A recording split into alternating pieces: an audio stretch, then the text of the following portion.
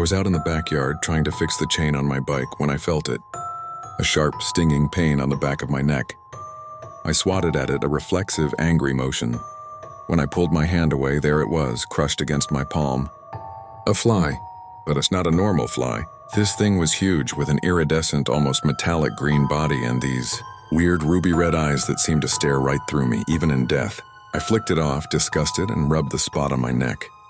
It was already starting to swell up into a nasty red welt. I didn't think much of it. A bug bite, right? Big deal. I went inside, washed my hands, and forgot all about it as I devoured 3 beef tacos. The next morning, things felt off. The first thing I noticed was the noise. The low, constant hum of the refrigerator, the buzz of the fluorescent lights in the kitchen, it was deafening. It was like someone had cranked the volume of the world up to 100. I covered my ears, wincing. My mom asked if I was okay, and her voice was a high-pitched screech that made my teeth ache. I mumbled something about a headache and ran to my room. Later that day at lunch, I couldn't stomach my sandwich. The smell of the processed turkey was overwhelming, putrid. But the rotting banana peel in the trash can, it smelled oddly appealing. Sweet. I found myself staring at it, my mouth watering, before I caught myself and shook my head, horrified. What was wrong with me? The changes got weirder.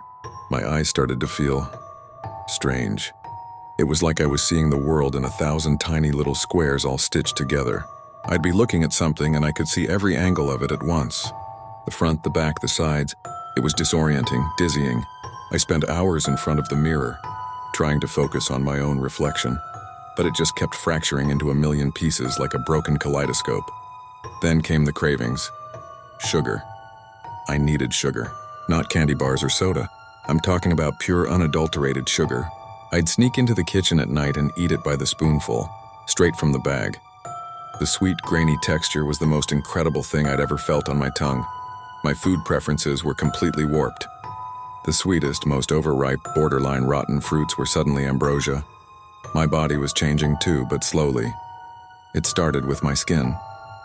It took on a strange, shiny, almost chitinous quality, and I was growing these fine black hairs. All over my arms, my back, even on my face. I started wearing long sleeves all the time, even though it was the middle of summer. I was terrified someone would notice.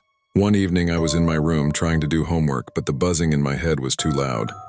I felt this weird impulse, this uncontrollable urge. I got up and just started walking. Not on the floor, on the wall. I scrambled up the wall like it was nothing, my fingers and toes just sticking. I clung to the ceiling, looking down at my room, my heart hammering in my chest. It felt natural. It felt right. And that was the most terrifying part. Panic set in. This wasn't a weird flu. This wasn't some prolonged allergic reaction to a bug bite.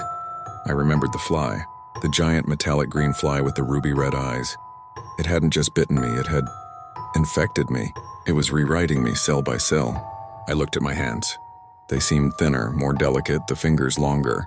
My reflection in the dark window wasn't quite my own anymore. My eyes looked bigger, darker. I tried to scream, but what came out wasn't a human sound. It was a high-pitched, chittering buzz. I dropped from the ceiling, landing silently on my feet. I could hear everything. The scuttling of a spider in the attic. My parents' muffled conversation downstairs. The frantic beat of my own rapidly changing heart. I'm not just turning into a fly, I'm becoming something else. Something that sees the world in a mosaic, that craves decay, that can walk on walls. I don't know how much of me is left. The buzzing is getting louder, not just in my ears, but in my soul. It feels like a song, a welcome. I'm scared.